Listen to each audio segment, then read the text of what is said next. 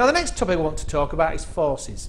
In physics, a force is any influence that causes an object to undergo a certain change, either concerning its movement, direction or geometrical construction.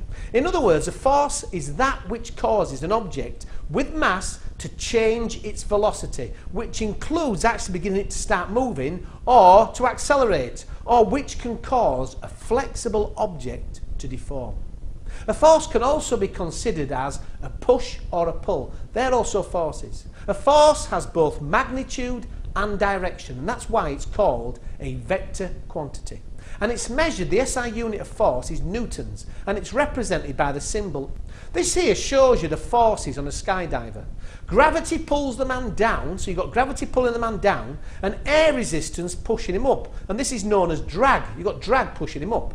This shows you the forces on an apple.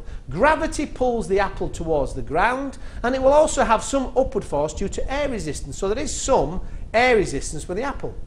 This shows you the forces on a moving car. Now the engine provides a forward force, friction pulls the car backwards, as does air resistance, gravity still pulls the car down, and the earth has an upward force on it. So on the road, if it's on the road, the earth has an upward force on that car. They're the forces on a car.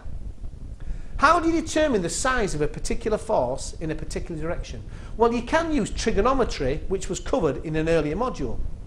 Let's do an example. Two beetles roll a dung ball along the ground at constant velocity. Beetle A applies a force of 0.5 newtons to the north, and the second beetle applies a force of 0.2 newtons to the east. What is the resultant force on the dung ball, and in which direction? Let's determine the magnitude of the force first by using the triangular forces. Can you see the triangular forces there? When you've got 0.2, 0.5, it comes out 0.5 squared plus 0.2 squared equals r squared. Using Pythagoras' theory, it comes out that r squared is 0.29, comes out the resultant force is 0.54 newtons. So that's the actual force, but what direction would it be? Well, let's use the trigonometry to solve this equation. As you can see there, trigonometry. Now, the tan theta equals 0.2 divided by 0.5. Can you see I'm going to use the tan here, the tan function. By putting that in, that means theta equals the inverse function of tan times 0.4. Theta there, that angle is 21.8 degrees. And the final answer is that the resultant force would be a force of 0.54 newtons at an angle of 21.8 degrees, as you can see here. Let's do another example. A picture is suspended from a hook, as shown here. Calculate the tension force in the string. That's what you have to do.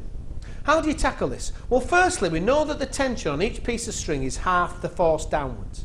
So what is the force pushing down from a weight of 8 kilograms on each string? We know the mass is 8 kilograms. What's the force? What's the weight?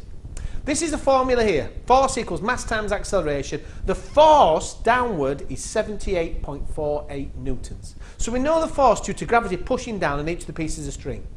Now the tension is the vertical component of the force downward on each piece of string, as you can see there. Therefore, using trigonometry, we know the hypotenuse, we want to know the opposite, so we can use the sine function here.